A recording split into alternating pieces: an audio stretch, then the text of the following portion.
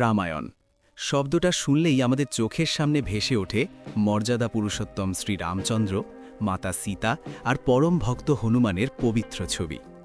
ছোটবেলা থেকেই ঠাকুরমার ঝুলি বা পাড়ার রামলীলার আসরে আমরা রামায়ণের নানা গল্প শুনে বড় হয়েছি। আমরা জানি কিভাবে রাবণ সীতাকে হরণ করেছিলেন আর কিভাবে বানর সেনার সাহায্যে সমুদ্রের ওপর সেতু বেঁধে শ্রীরাম লঙ্কা জয় করেছিলেন। কিন্তু এই বিশাল মহাকাব্যের গভীরে এমন অনেক ঘটনা, এমন অনেক রহস্য লুকিয়ে আছে যা আজও আমাদের অনেকের কাছেই সম্পূর্ণ অজানা। আজ আমরা এমনই কিছু অলৌকিক আর অজানা তথ্য নিয়ে আলোচনা করব। আপনারা যারা পৌরাণিক কাহিনীর আসল সত্যটুকু জানতে ভালোবাসেন, তাদের জন্যই প্রেরণার গল্পকথা সব সময় নতুন কিছু তুলে ধরার চেষ্টা করে। তাই আসুন আজ একসাথে ডুব দেওয়া যাক রামায়ণের সেই রহস্যময় জগতে, যা হয়তো আপনার দৃষ্টিভঙ্গিকেই বদলে দেবে। প্রথমেই যদি আপনাদের প্রশ্ন করি, রাজা দশরথের কয়টি সন্তান ছিল? আপনারা সবাই এক বাক্যে বলবেন 4 জন: রাম, লক্ষ্মণ, ভরত এবং শত্রুঘ্ন। কিন্তু সত্যিই কি তাই? অবাক হবেন শুনলে যেই 4 ভাইয়ের একজন বড় দিদিও ছিলেন। তার নাম ছিল শান্তা। তিনি ছিলেন রাজা দশরথ এবং মাতা কৌশল্যার প্রথম সন্তান। শান্তা অত্যন্ত গুণবতী এবং বুদ্ধিমতী ছিলেন। অঙ্গদেশের রাজা রোমপাদ এবং তার স্ত্রী বর্ষিণী ছিলেন রাজা দশরথের খুব কাছের মানুষ। বর্ষিণী ছিলেন মাতা কৌশল্যার বোন। তাদের কোনো সন্তান না থাকার জন্য তারা মানসিকভাবে খুব ভেঙে পড়েছিলেন। তাদেরই কষ্ট দূর করার জন্য রাজা দশরথ নিজের প্রথম সন্তান শান্তাকে তাদের দত্তক দিয়েছিলেন। এই কারণেই শান্তাকে আমরা রামায়ণের মূল কাহিনীতে খুব একটা দেখতে পাই না, যদিও তিনি ছিলেন রঘুকুলের জ্যেষ্ঠ কন্যা। এবার আসা যাক রামায়ণের আরেক নিঃস্বার্থ ত্যাগের কাহিনীতে। বনবাসের 14 বছর শ্রীরাম এবং সীতার সাথে লক্ষ্মণও ছায়ার মতো ছিলেন। কিন্তু আপনারা কি জানেন, এই পুরো 14টা বছর লক্ষ্মণ এক মুহূর্তের জন্যও দু চোখের পাতা এক করেননি?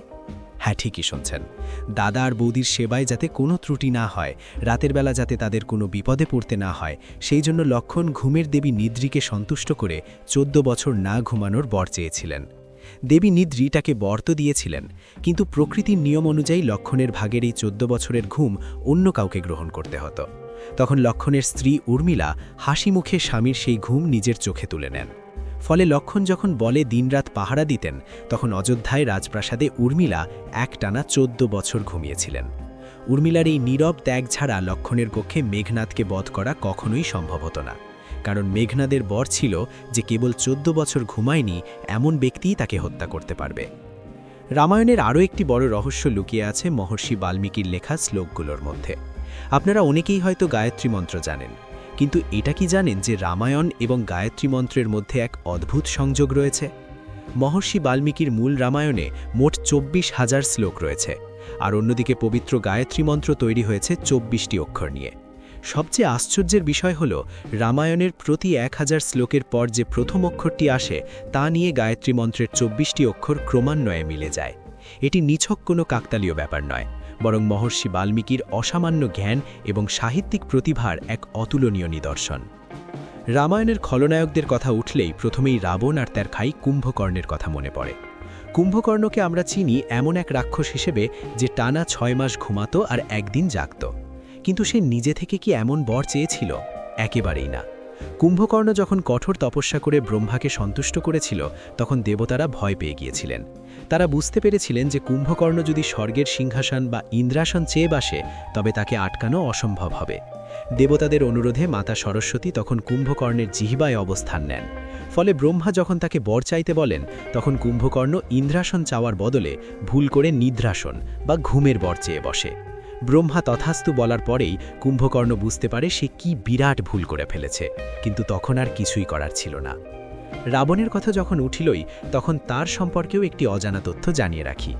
রাবণকে আমরা কেবল একজন অহংকারী নিষ্ঠুর রাক্ষস রাজা হিসেবেই জানি, কিন্তু এর বাইরেও তার একটা পরিচয় ছিল। তিনি ছিলেন পরম শিব ভক্ত, একজন অসামান্য পণ্ডিত এবং একজন অসাধারণ বীণাবাদক। রাবণ এত সুন্দর বীণা বাজাতেন যে স্বয়ং দেবতারাও তার সঙ্গীত শোনার জন্য স্বর্গলোক থেকে কান পেতে থাকতেন। সঙ্গীতের প্রতি তার এই ভালোবাসার কারণেই তার রাথের পতাকায় বীণার প্রতি টাকা থাকত। অহংকারের বশবর্তী হয়ে তিনি ধ্বংসের পথে পা বাড়িয়েছিলেন ঠিকই, কিন্তু তার পাণ্ডিত্যের কদর শ্রীরামও করতেন। আমরা সবাই জানি যে শ্রীরাম হলেন ভগবান বিষ্ণুর 7ম অবতার, কিন্তু তার 3 ভাই কারা ছিলেন? হিন্দু পুরাণ মতে ভগবান বিষ্ণু যখন পৃথিবীতে শ্রীরাম রূপে জন্ম নেন, তখন তার সাথে বৈকুণ্ঠের অন্যান্য পবিত্র সত্তাও মানব রূপে জন্ম নিয়েছিলেন। শ্রীরামের ভাই লক্ষণ ছিলেন বিষ্ণুর অনন্ত শয্যা অর্থাৎ শেষ নাগের অবতার। এই কারণেই লক্ষণ একটু বেশি রাগী স্বভাবের ছিলেন। অন্যদিকে ভরত ছিলেন ভগবান বিষ্ণুর হাতে থাকা সুদর্শন চক্রের অবতার, আর ছোট ভাই শত্রুঘ্ন ছিলেন পবিত্র পাঞ্চজন্য শঙ্খের অবতার। এনারা প্রত্যেকেই নিজ নিজ রূপে পৃথিবীতে এসেছিলেন শ্রীরামের লীলায় সহায়তা করার জন্য। শ্রীরামের লীলার কথা বলতে গেলে যার কথা সবার আগে মনে পড়ে তিনি হলেন পবনপুত্র হনুমান। হনুমানজির গায়ে আমরা সবসময় কমলা বা লাল রঙের সিঁদুর মাখানো দেখি, কিন্তু এর পিছনের কারণটা কি জানেন? একবার হনুমানজি মাতা সীতাকে নিজের সিঁথিতে যত্ন করে সিঁদুর পরতে দেখেন। কৌতূহলী হয়ে তিনি সীতামাতাকে এর কারণ জিজ্ঞাসা করেন। সীতামাতা হেসে উত্তর দেন যে এই সিঁদুর হল তার স্বামীর প্রতি ভালোবাসার প্রতীক, আর এটি পড়লে শ্রীরামের আয়ু বৃদ্ধি পাবে এবং তিনি প্রসন্ন হবেন।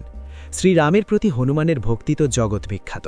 তিনি ভাবলেন এক চিমটি সিঁদুর পড়লে যদি তার প্রভুর আয়ু বাড়ে, তাহলে সারা গায়ে সিঁদুর মেখে নিলে তার প্রভু নিশ্চয়ই অমর হয়ে যাবেন। এই ভেবে তিনি নিজের সারা শরীরে সিঁদুর মেখে শ্রীরামের দরবারে উপস্থিত হন। হনুমানের এই অদ্ভুত কিন্তু অকৃত্রিম ভক্তি দেখে শ্রীরাম আবেগে আপ্লুত হয়ে পড়েন। সেই থেকেই হনুমানজির আরেক নাম হয় বজরংবলী, আর তার মূর্তিতে সিঁদুর লেপন করার প্রথা শুরু হয়। লঙ্কার যুদ্ধের প্রসঙ্গ টানলে আমাদের মনে প্রশ্ন জাগতেই পারে যে ভগবান বিষ্ণু কেন শ্রীরামের মানবরূপ ধারণ করেছিলেন? তিনি তো নিজের দেবরূপেই রাবণকে বধ করতে পারতেন। এর পেছনে লুকিয়ে আছে রাবণের এক অদ্ভুত অহংকার। রাবণ যখন ব্রহ্মার কাছে অমরত্বের বর চেয়েছিলেন, তখন তিনি বলেছিলেন যে কোনো দেবতা, অসুর, কিন্নর, গন্ধর্ব বা নাগ যেন তাকে হত্যা করতে না পারে। কিন্তু তিনি মানুষ আর বানর কথার উল্লেখ করতে ভুলে গিয়েছিলেন। আসলে তিনি মানুষ আর বানর জাতিকে অত্যন্ত তুচ্ছ আর দুর্বল মনে করতেন। তিনি ভাবতেন একটা সামান্য মানুষ তার কি ক্ষতি করবে। রাবণের এই অহংকার আর বোকামির সুযোগ নিয়েই ভগবান বিষ্ণুকে এক সামান্য মানুষের রূপ অর্থাৎ শ্রীরামের রূপ ধারণ করে পৃথিবীতে আসতে হয়েছিল এবং বানর সেনার সাহায্যেই তাকে পরাজিত করতে হয়েছিল। লঙ্কার সেই ভয়ঙ্কর যুদ্ধের পর রাবণের পক্ষের প্রায় সমস্ত রাক্ষস সেনা মারা যায়। শ্রীরাম জয়ী হলেও তার পক্ষের অনেক বানর সেনাও প্রাণ হারিয়েছিল। লঙ্কা বিজয়ের পর শ্রীরাম যখন দেখলেন তার হয়ে লড়তে গিয়ে এত নিরীহ প্রাণ ঝরে গেছে, তখন তিনি গভীরভাবে শোকাহত হন। তিনি তখন দেবরাজ ইন্দ্রের কাছে প্রার্থনা করেন যেন তিনি তার বানর সেনাদের জীবন ফিরিয়ে দেন। শ্রীরামের প্রার্থনায় সন্তুষ্ট হয়ে দেবরাজ ইন্দ্র তখন আকাশ থেকে অমৃত বর্ষণ করেন।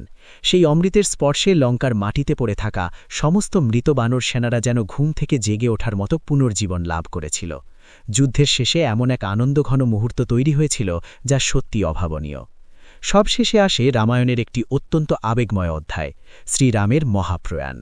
লঙ্কা থেকে ফিরে অযোধ্যায় রামরাজ্য প্রতিষ্ঠা করার বহু বছর পর যখন মাতা সীতা ধরিত্রীর বুকে পাতালে প্রবেশ করেন, তখন শ্রীরাম অত্যন্ত ভেঙে পড়েন। তিনি অনুভব করেন যে পৃথিবীতে তার অবতার হিসেবে আসার যে মূল উদ্দেশ্য ছিল তা এবার সম্পূর্ণ হয়েছে। এরপর একদিন তিনি তার ভাইদের এবং অযোধ্যাবাসীদের ডেকে বিদায় জানান। তারপর তিনি অযোধ্যার পাশে দিয়ে বয়ে যাওয়া পবিত্র সরজু নদীর জলে প্রবেশ করেন। এই ঘটনাকে হিন্দু ধর্মের জল সমাধি বলা হয়। সরজু নদীর গভীর জলে প্রবেশ করে শ্রীরাম নিজের মানব শরীর ত্যাগ করেন এবং তার আসল রূপ অর্থাৎ ভগবান বিষ্ণুর আদিরূপে পুনরায় বৈকুণ্ঠে ফিরে যান। এইভাবেই এক মহান অবতারের পৃথিবীর লীলা খেলা শেষ হয়। রামায়ণ আমাদের কাছে শুধু একটা গল্প নয়, এটা আমাদের বেঁচে থাকার, সম্পর্কগুলোকে সম্মান করার আর ন্যায়ের পথে চলার এক চিরন্তন শিক্ষা। ওপরের এই অজানা কাহিনীগুলো আমাদের এই মহাকাব্যকে আরও গভীরভাবে বুঝতে সাহায্য করে। আপনাদের এই পর্বটি কেমন লাগলো তা আমাদের অবশ্যই জানাবেন। কমেন্ট করে বলবেন এর মধ্যে কোন ঘটনাটি আপনার সবচেয়ে বেশি অবাক লেগেছে। এরকম আরও অনেক প্রাচীন আর পৌরাণিক কাহিনী শোনার জন্য আমাদের সাথে যুক্ত থাকুন। ভালো থাকবেন, সুস্থ থাকবেন এবং সব সময় ন্যায়ের পথে চলবেন।